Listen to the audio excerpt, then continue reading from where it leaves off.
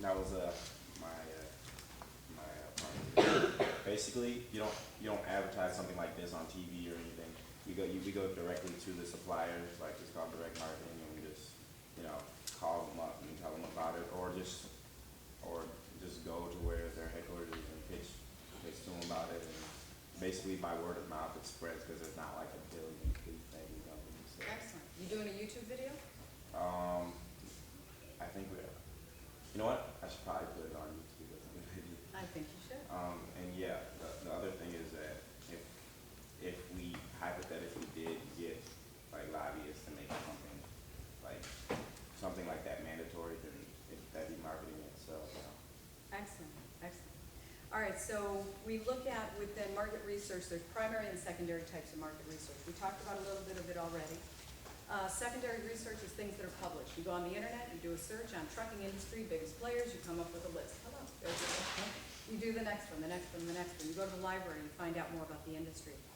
You go to trade associations about the industry and you learn more about it. This is going to be your bread and butter. You're going to want to know everything there is about it. Primary research is gathering your own data. You sit down with a potential client, you say, this is my idea, what do you think about it? Talk to me about that. Where do I need to change my focus? Another area that you might want to think about, which is an extension, if you think about U-Haul, the worst thing you could possibly think about would be me behind a U-Haul truck trying to drive it, right? So if you put those cameras, if you can get U-Haul or Home Depot, right? These are your weekend warriors who are probably the biggest risk on the road with a vehicle, albeit not an 18-wheeler, but a vehicle that they don't know how to drive. We talked about features and benefits. Features is what does the product do? Benefits is what does it do for me, right? Why should I buy your product? Customers. Customers, in this example, we're talking about companies. In another example, you might be talking about people. Do they have a certain age, a certain gender? Do they live in a certain area, have a certain income level?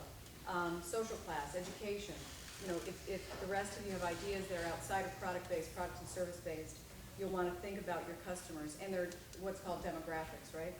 If it's a business customer, like the example we're talking about here, what is the industry that they're in? What's the size of the firm? What are they about? Quality, technology, or price, right? Because you're going to want to compete on those areas. You're going to want to research your direct competitors and your indirect competitors.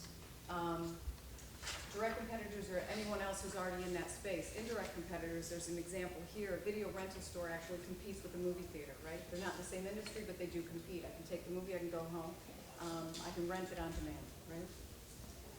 Now you want to analyze all of your major competitors, look at all the different factors, they're all there for you on page 9. Talk about you and your service, or you and your company. Is it a strength, is it a weakness for you?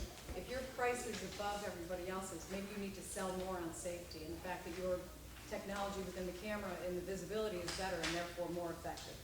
And then identify if you have a competitor, 1, 2, or 3. Do they do the same thing? Are they better than you, not as good as you? This is not something you're going to share with anybody. This is something you need to know. If you're going to be successful, you need to know who your competition is, where your strengths are, but also where your weaknesses are, equally if not more important. You're never going to want to sell your weakness. You're always going to want to mitigate it. Then on page 10, it continues with that. Now you've got a niche, right? Maybe you have a niche. You've applied the systematic research, and you've identified a hole.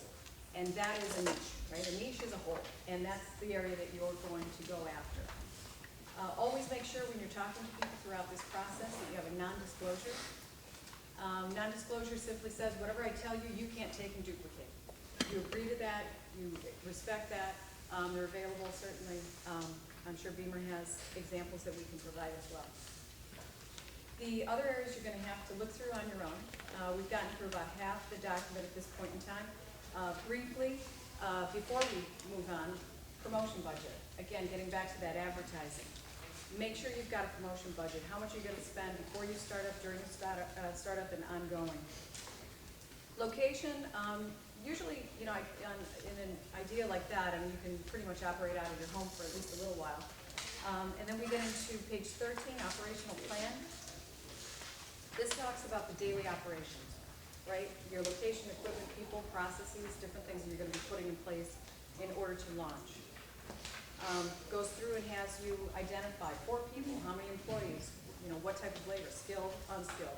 That's going to dictate how much you need to pay them. Suppliers, where are you gonna get your product from? Is it, you know, a locally supplied company here? Can you do bulk? Can you do it from overseas? What are your options?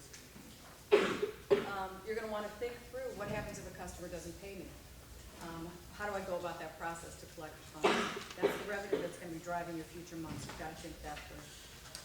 Management and organization, always make sure that you surround yourself with the best people possible. Don't underestimate that you need to not have a full-time accountant on hand, but you always need to confer with an accountant before you start any business. Same thing with an attorney. For a business that has requirements of, you know, a lot of money, you're gonna wanna be seeking loans or investors and so on. They're gonna wanna know that you've got all the right documents in place that form the corporation, and protect you and the company within it. Personal financial statements on page 17. What that says is, if everything goes bad, I still have enough money that I can fuel this company. That's a personal financial statement. So whether it's you or people that are behind you backing it, it's personal assets that you can finance. One more minute. Okay, we'll go fast. Start of expenses. You're going to have to think through that. You can follow this page to help you to understand how to get through to your forecast of expenses. 19, it talks about that financial plan, the 12-month, 4-year projected cash flow. You've got examples that you can follow. Okay? And goes on, opening day balance sheet tells you how much money you have in the bank on the first day of opening. Your expenses after that drive the cash flow. As you're going through the process of building the plan, page 22, within the appendix, it doesn't belong in the plan, but you always want to kind of have it back there. What do the brochures look like? Do you have examples of advertising? List of equipment, you know, particulars around the equipment, the cameras that we were talking about earlier. And then last but not least is refining the plan, which helps you to go back and modify to suit your specific needs. So this is a living document. You bring it back all the time. You start to change the numbers. Hey, maybe my expenses were a little bit higher in the beginning, but now they're going to taper off, so that's great. Or vice versa, perhaps I have, you know, a